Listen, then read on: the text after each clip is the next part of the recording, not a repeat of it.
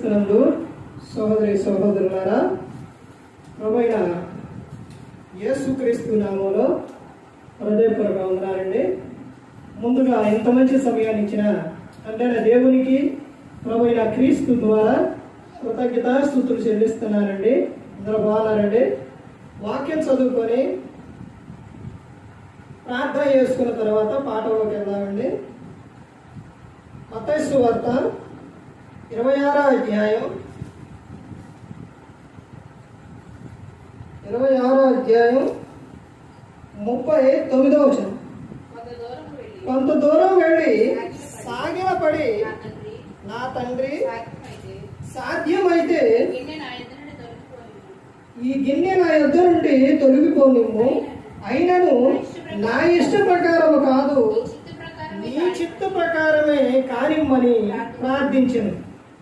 ఆయన మరణ శిష్యుల వద్దకు వచ్చి, వారు నిద్రించడం చూచి ఒక గడి అయినను నాతో కూడా మేలుకొని ఉండలేరా?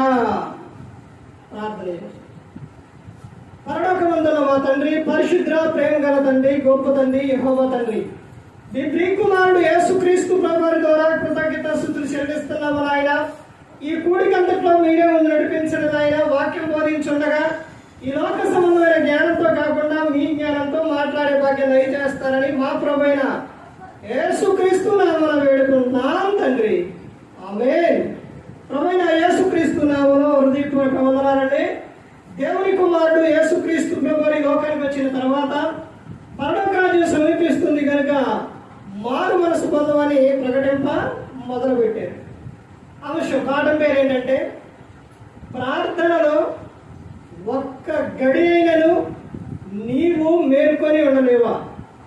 ప్రార్థనలో ఒక్క గడి అయినను నీవు మేల్కొని ఉండలేవా? ఈ రోజున క్రైస్తవులు చేస్తున్న పెద్ద తప్పు విషయం ఏంటంటే, ప్రార్థనకు వెళతారు, అంటే మందిరానికి వెళతారు, కానీ వారిలో లేదు ఏంటంటే ప్రార్థన. ప్రార్థన నీ జీవితంలో లేకపోతే అపవాది శోధనలో మీరు పడిపోతారు. ఆ కింద వచనంలో చూడండి, ఏమని చెబుతున్నారు? 41లో, మీరు శోధనలో ప్రవేశించుకున్నట్లు మెలుగుగా ఉండి ప్రార్థన చేయుడి. ఏం చేయాలంట? మెలుగుగా ఉండి ప్రార్థన చేయాలి క్రైస్తవుడు. ఉదయం రకంగానే ప్రార్థన చేయాలి, మధ్యాహ్నం ప్రార్థన చేయాలి, నువ్వు ఎక్కడికన్నా ప్రయాణమై వెళ్ళేటప్పుడు ప్రార్థన చేయాలి, పని చేసేటప్పుడు ప్రార్థన చేయాలి, ప్రతి ఒక్క సమయంలో ప్రార్థన చేయాలి. నీ గృహంలో కుటుంబ ప్రార్థన కూడా ఉండాలి. ఈ రోజున శోధనలో పడిపోతున్నారు అని అంటే, ప్రతి ఒక్క శోధనకి పడిపోతున్నారు అని అంటే ప్రార్థన లేకపోవడం. యోబు గారు ఏం చేశారంటే, నిత్యము వారి పిల్లల నిమిత్తం ఏం చేశారు? దహన బలులు అర్పించారు. ఈ రోజున దహన బలులు కాదు, కానీ ఈ రోజున చేయవలసింది నువ్వేంటి అని అంటే ప్రార్థన.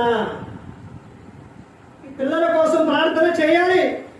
యేసుక్రీస్తు ప్రభువారిని సిలువుకు తీసుకెళ్లేటప్పుడు అక్కడ స్త్రీలు ఉన్నప్పుడు యేసుక్రీస్తు ప్రభువారు చెప్పిన విషయం ఏంటంటే, ఏమని చెప్పారు? అమ్మలారా, నా నిమిత్తము కాదు, మీ నిమిత్తము, మీ పిల్లల నిమిత్తము ప్రార్థన చేయుడి. అంటే మీ పిల్లల నిమిత్తం ఏడుడి, అంటే వారి నిమిత్తం ఏం చేయాలండి? ప్రార్థన చేయాలి. క్రైస్తవురాలు చేయవలసిన పని ఏంటంటే ప్రార్థన చేయాలి. ఒక్క గడి అయినా నువ్వు మేలుకొని ఉండలేవా? ఈ రోజున నువ్వు ప్రార్థన చేయకపోవడం వలన నీ పిల్లలు కూడా ప్రార్థన చేయలేకపోతున్నారు.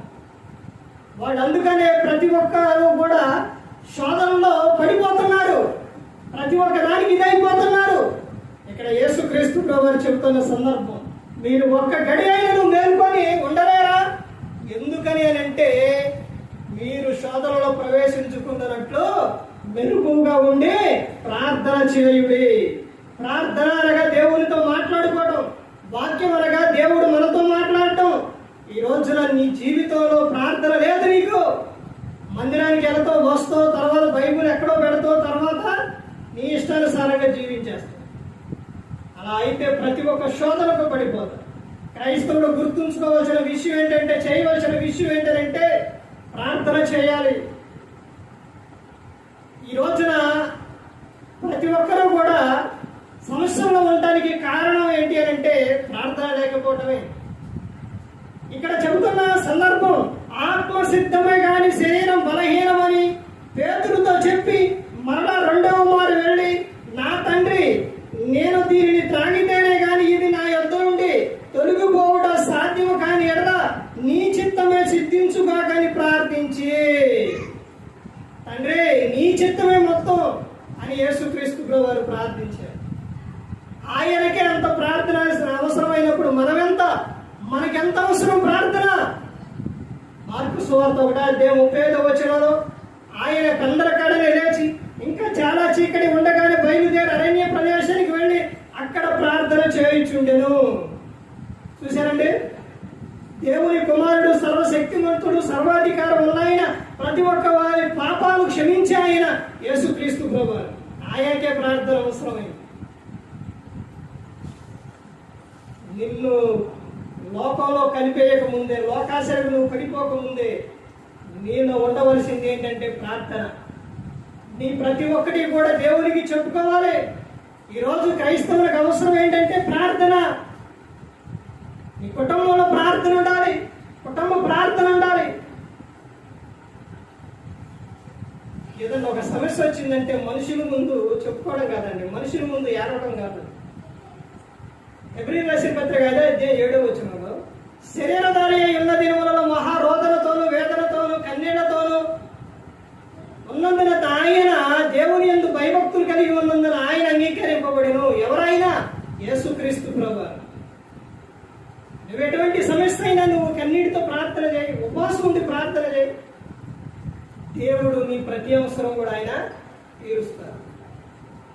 నీలో విశ్వాసం ఉండాలి. విశ్వాస సహితమైన ప్రార్థన ఒక రోగిని స్వస్థపరచును అని ఉంటుంది. నీలో విశ్వాసం ఉండాలి. ఎందుకనంటే పరలోకం చేరడానికి. ఈ లోకం శాశ్వతం కాదు, శాశ్వతమైన లోకం ఉంది, పరలోకం. ఆ లోకం చేరాలి అనంటే నువ్వు దేవుని పట్ల భయభక్తులు కలిగి ఉండాలి, విశ్వాసం కలిగి ఉండాలి. అపవాది శోధనలో నువ్వు పడిపోకుండా ఉండాలి అని అంటే నీలో ప్రార్థన ఉండాలి, నీ కుటుంబంలో ప్రార్థన ఉండాలి. ఒక పాట పాడు. ఈ రోజున ప్రతి ఒక్కరికి పాడవచ్చు. ఒక పాట పాడు. వాక్యం చదవడం రాకపోతే పిల్లలు ఉన్నారు, వారితో చదివించు. తర్వాత మోకాళ్ళించండి అని ఆమెకు ప్రార్థన రాకపోతే నువ్వు ప్రార్థన చేయి. తర్వాత వాళ్ళకి అలవాటు అవుతుంది. పాప ఆమె ప్రార్థన మోకాళ్ళేసి ప్రార్థన చేసేటప్పుడు అలాగే మోకాళ్ళేసిద్ది. ఎందుకనంటే చేస్తున్నాం కాబట్టి, ఆమె చూస్తుంది కాబట్టి అలాగే చేసింది. అదే నువ్వు చేస్తే కుటుంబంలో వాళ్ళు కూడా చేస్తారు. యేసుక్రీస్తు ప్రభువు చెప్పారు, యోహాను సువార్త 5:19 యేసు వారికి ఎట్లని ప్రత్యుత్తరం ఇచ్చెను, తండ్రి ఏది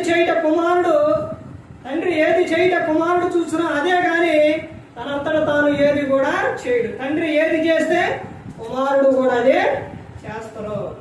నువ్వు సినిమాలు చూస్తే, టీవీలోని నువ్వు సినిమాలు చూస్తుంటే, సీరియల్ చూస్తుంటే నీ పిల్లవాడు చదువుకుంటాడా? నీ పిల్లవాడు ఫోన్లో చూస్తావు, లేకపోతే నువ్వు ఎక్కడ చూస్తావని దూరంగా వెళ్ళి సినిమా హాల్లో చూస్తావు. నువ్వు సిగరెట్ తాగుతుంటే నీ కొడుకు బయట మందు కొడతావు. అర్థమవుతుందండి? నువ్వు ఫోన్లో అమ్మాయిలతో పెట్టి మాట్లాడుతుంటే వాడు డైరెక్ట్గా వెళ్ళి వాళ్ళ దగ్గరికే వెళ్తావు. చూసావండి? ఇదంతా ఎక్కడ నేర్చుకుంటున్నారు? పిల్లల నోట్లో నుంచి బూతు మాటలు కానీ, లేకపోతే వ్యర్థమైన మాటలు కానీ, ఇవన్నీ ఎక్కడి నుంచి వస్తున్నాయి? మనం మాట్లాడే మాటలను బట్టే. అందుకని కుటుంబంలో ప్రార్థన ఉండాలి. నువ్వు ఒక్క గడి అయినను మేల్కొని నువ్వు ఉండలేవా? ఒక్క గడి అయినను. ఎందుకనంటే నువ్వు శోధనలో ప్రవేశించుకున్నట్లు ఉండడానికి నువ్వు ఒక గడి అయిన నువ్వు మేల్కొని ఉండి నువ్వు ప్రార్థన చేయాలని యేసుక్రీస్తు ప్రభువు వారు చెబుతున్నారు. ఏ ఒక్కరూ కూడా నశించి నరకానికి వెళ్ళిపోకూడదు, ప్రతి ఒక్కరూ కూడా పరలోకం చేరాలని యేసుక్రీస్తు ప్రభువు వారు ఈ లోకానికి వచ్చి మనందరి కోసం సిలువలో తన ప్రాణాన్ని పెట్టి ఉన్నారు.